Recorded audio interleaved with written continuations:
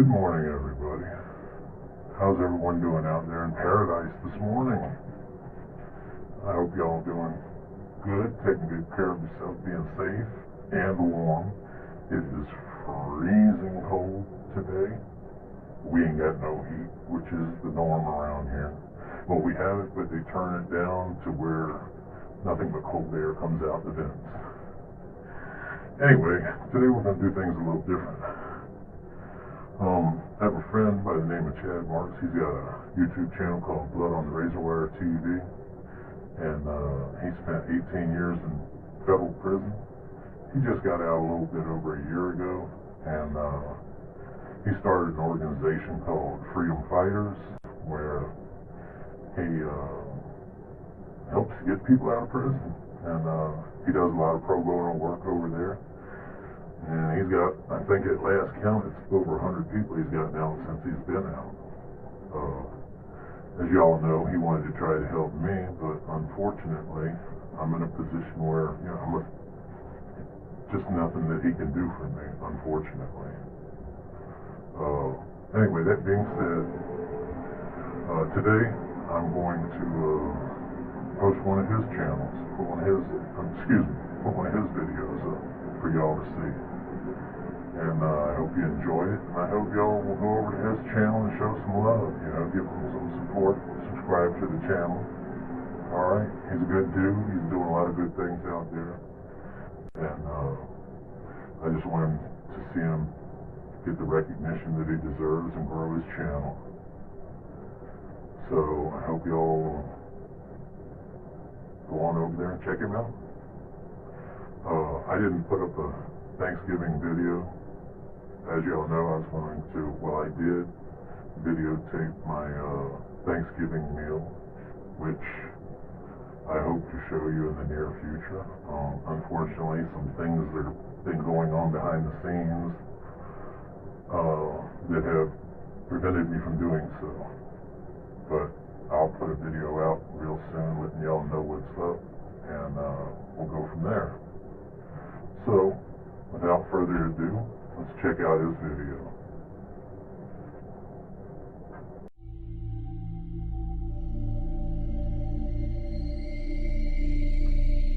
Police say David Mark Ratcliffe was arrested Tuesday in connection to a bank robbery in Clearwater. Ratcliffe, the so-called I-4 Bandit, was convicted of robbing 6 banks in Clearwater, Tampa, and Orlando in the late 90s. He was suspected of committing several others along the Interstate 4 corridor.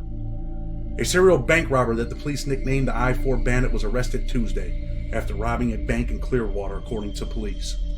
The robbery of a Wells Fargo branch at 639 South Fort Harrison Ave was reported at 10:44 a.m. Police said the suspect lost his patience with the teller and climbed over the counter to help himself to money.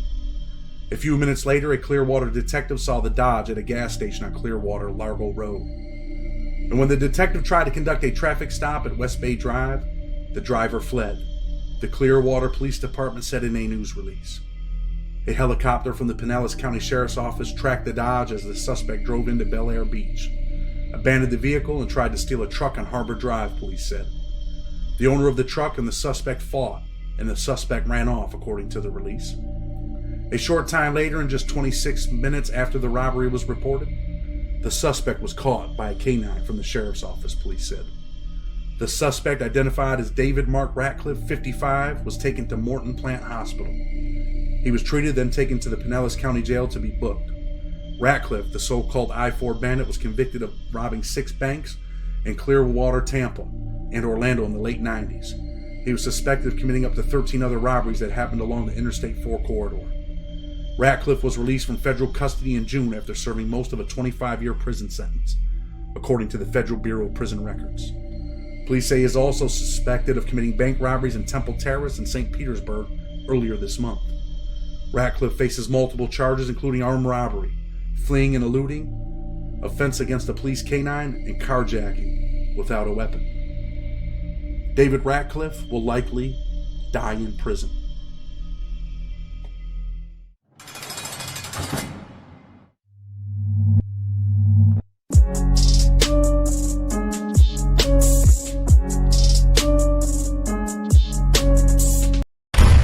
What's up, everybody, and welcome back to another episode of Blood on the Razor Wire TV, where we bring it to you real and we bring it to you raw.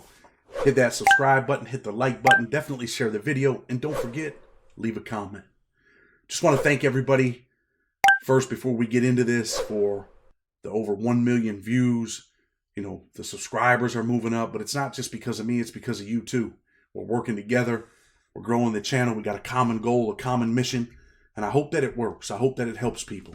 You know, sometimes in the comments people write, say, man, I've been to prison and I need these videos so I never go back. And those comments are important.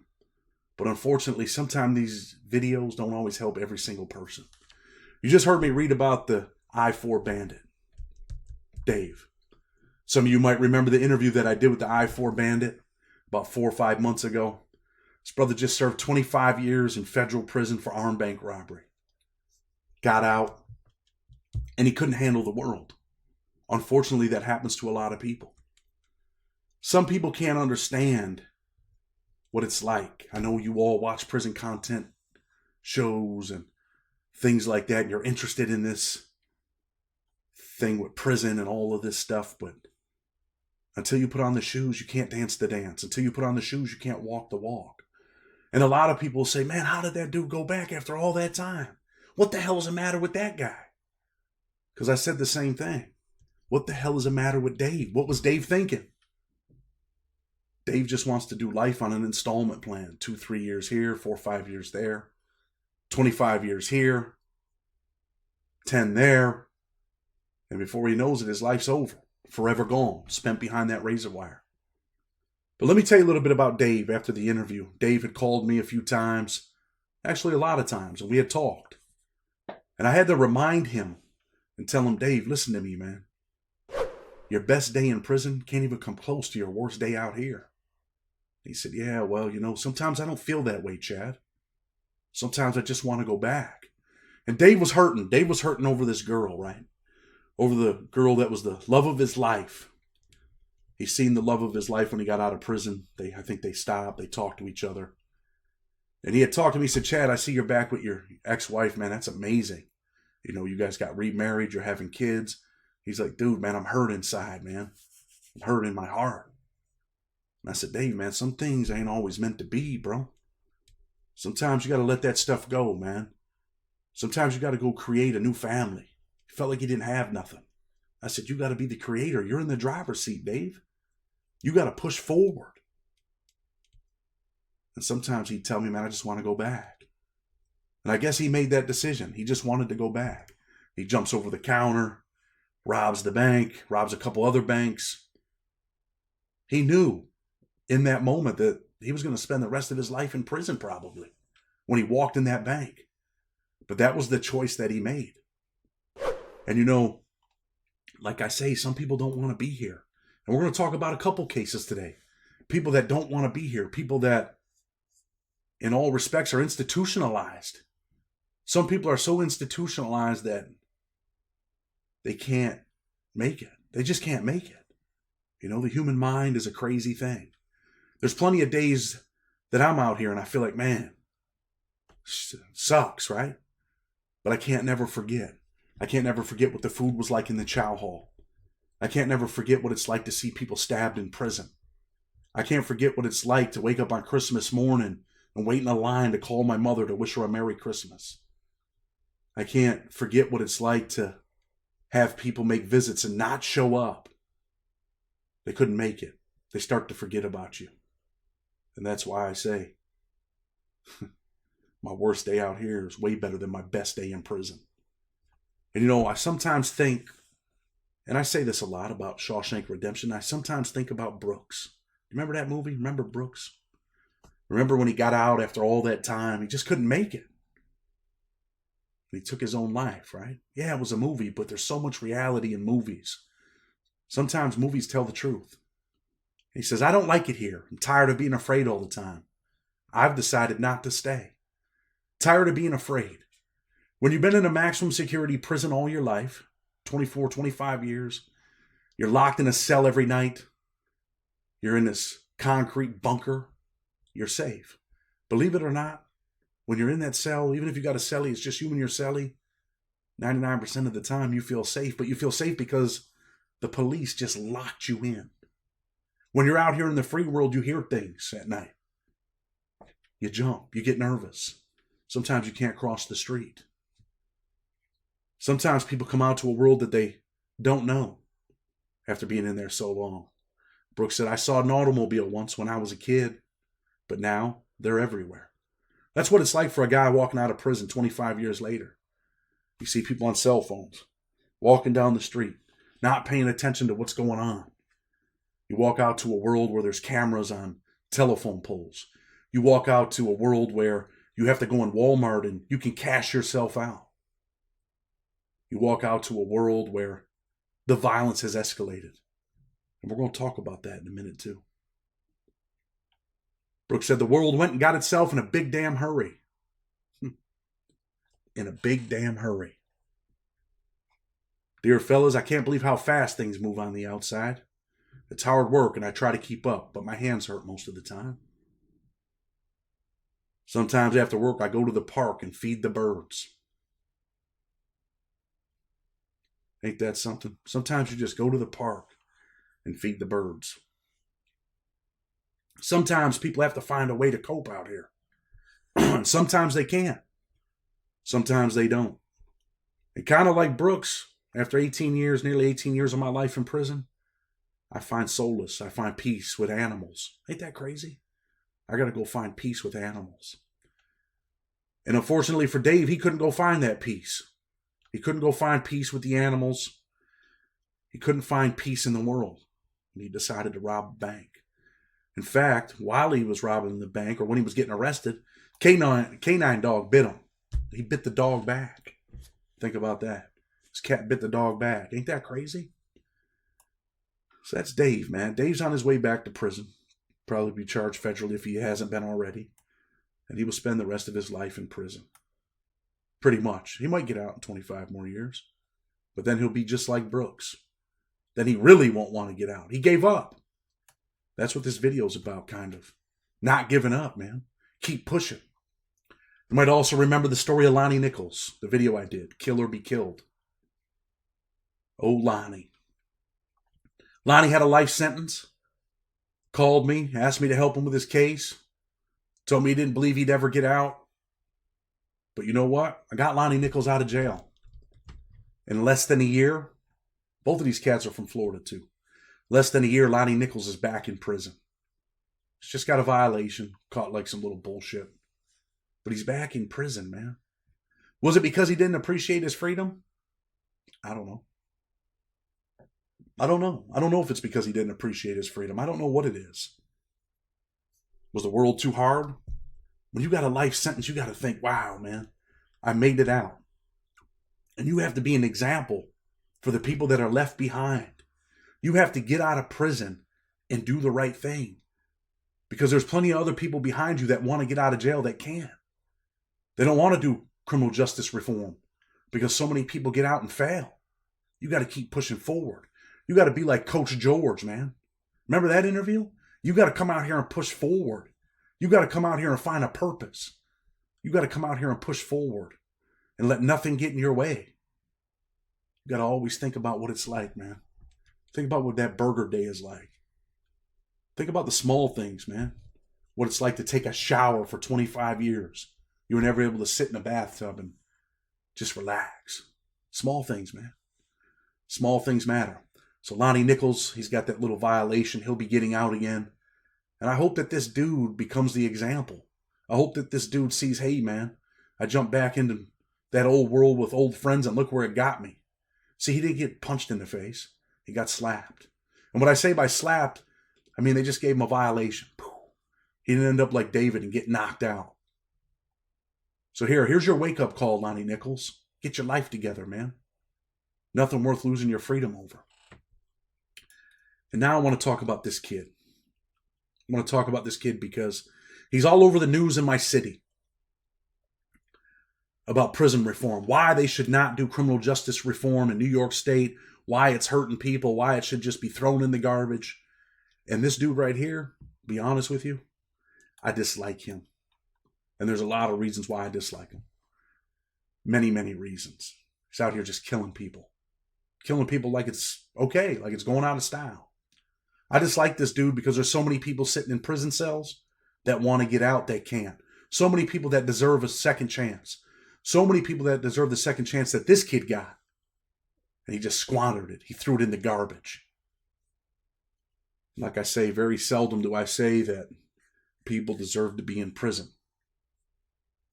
But this kid right here, to me, is a psychopath.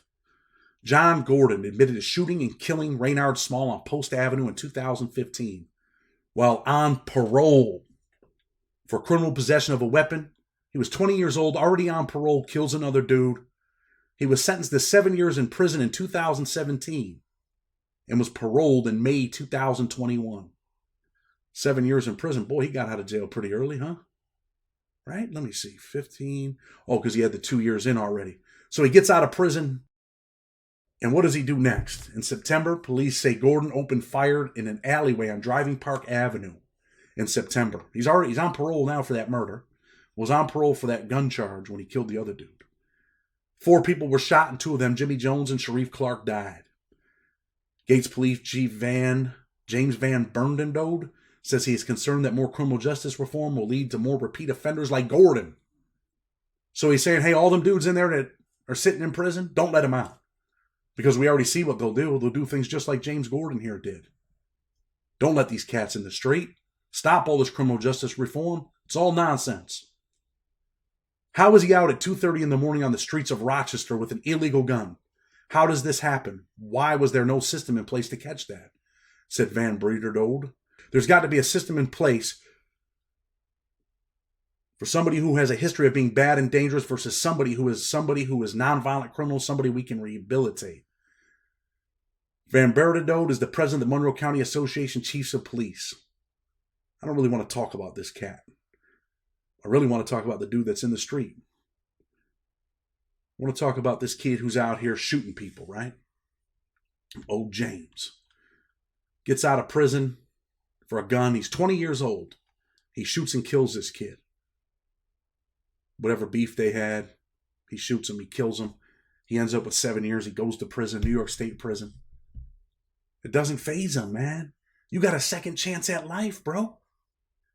You got a murder charge. You got 7 years.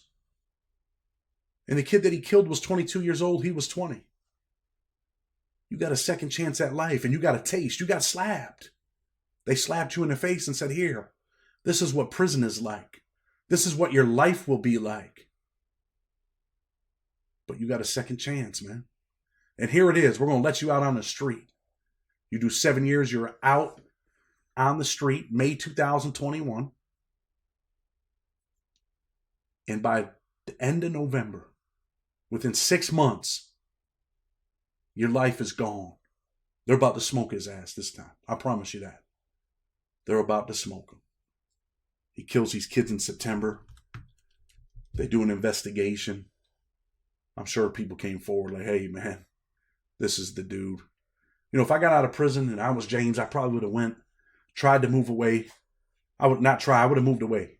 I would have found a way to get away from the city. I would have got away from the old neighborhood, the old friends. The last thing in the world I would have done was went and bought a gun. The last thing I would have done was went to an after hours get-together party where he was at, where he ended up shooting these cats. Think he's going to regret this? He's 27 years old. He's going to spend the rest of his life in prison. The best years of his life, he already lost. He lost them on his first bid. For that possession of a weapon. What was he, 18 back then? Catches the murder charge at 20 right after he gets out of prison. Does the 7 years, comes home, catches 2 more murder charges and shoots 2 other people. Definitely done. They're going to roast this kid. His life is gone. But you know, it's important to highlight John or James, whatever the hell his name is, John Gordon. It's important to highlight John's life. Because you might be a young man watching this right now. You might have just got out of prison. And you're like, damn, man, I ain't got shit. I gotta hustle. And when you start to hustle, what comes with hustling? You gotta protect yourself, right? That's when you go out and you get that gun, man. And what does a gun do for you? Yeah, it protects you, but you ever feel like when you had a gun, like you had more power? Like you were powerful now? Like you would go places at night that you wouldn't usually go to? Because you had that. You had that tucked in your waist. You were ready. You had the almighty protector. You had one up on most people, or at least even the odds, right? Forget that street life, man. Forget that street life. Put it behind you. Because if not, you might end up on the news just like John. You might end up back in prison within 6 months for the rest of your life. Like that brother said yesterday. What did he say on that interview? When you play dumb games, you get dumb prizes. When you go big, you get big. And what I mean by that, killing somebody is a much bigger crime than being out here selling dope, right? You get big time. Spend the rest of your life in there. And for those of you brothers that just got out of prison, or you've been out 4 or 5 months or 6 months, you've been out like Lonnie, you've been out like Dave, please, man, remember. You've been to federal prison. Remember what that burger day is like. Remember what it used to be like when it was all right? When you looked forward to going to chow on a Wednesday? And now, on burger day, you don't even go because it's so nasty and disgusting. It's the small things that might make you think. Think about that chicken, man, that they give you every holiday almost. Memorial Day, Labor Day, 4th of July, and it's always raw. Can't even eat the shit. Or the raw Cornish hens on Christmas. Think about what it's like to be locked in that cell. Think about what it's like when something pops off on the compound and now you're locked in. The first 3-4 days, you're all right. You're relaxing, you're reading books, and then you start pacing back and forth. And I was in Raybrook with a bunch of young dudes, and we'd get locked down. Them dudes, it would kill them inside. Being locked in a cell would kill these young dudes, man. They'd start kicking the doors, yelling, screaming. I'd be like, what the hell's the matter with these dudes? And I had to think about it. Really, mentally and emotionally, they're just kids. It's like when your mom would punish you and make you go stand in the corner or sit on the floor in your room. Now the big boys lock you in a cell. You're punished. And they can't handle it, man. Think about those things. Think about what it's like to finally come out and get in the shower. Or think about what it's like when they unlock the cells and they give you an hour. You got an hour to shower, use the phone, use the computer. And people are running and they're jumping over the railing in Raybrook. Get to the computer. Get to the phone line. And sometimes, man, the line's so long, you're waiting, and then you hear, lock in. 5 minutes, 5 minutes. You got 5 minutes left. And there's 6 people in front of you. Can't even call your mother. Can't even call your wife. Can't call your son. And you're locked down for the holidays. This was your Thanksgiving call you couldn't get through. Think about those things, man. Think about what it's like when the judge says, I hereby sentence you to 120 months. And you're like, remember what that felt like in your heart? I hereby sentence you to 40 years in prison, 480 months to be served in the Federal Bureau of Prisons. Remember what that heart felt like? Felt like you got punched, right? Maybe it felt like John Gordon just shot you in the chest. And then you get out here and you got to weigh your options, man. Think about that day he sentenced you. And think about how hard your day is today when you're out looking for a job. This shit sucks, man. I can't even get a job, man. Which one was worse? I think getting sentenced to 480 months or 120 months or 240 months, it's a lot harder than not being able to find a job today. Tomorrow, man. Tomorrow's another day. Live to fight another day. When you go to prison, your fight is over with, man. I hope you enjoyed the video, man. But more than anything, I hope that the video made you think today. I hope that the video motivated you to do the right thing. I hope the video motivated you not to be John, not to be David, not to be Lonnie. Hope it motivated you today to be the best person you can be, man. With respect, Blood on the Razor Wire TV. Until tomorrow, we're out.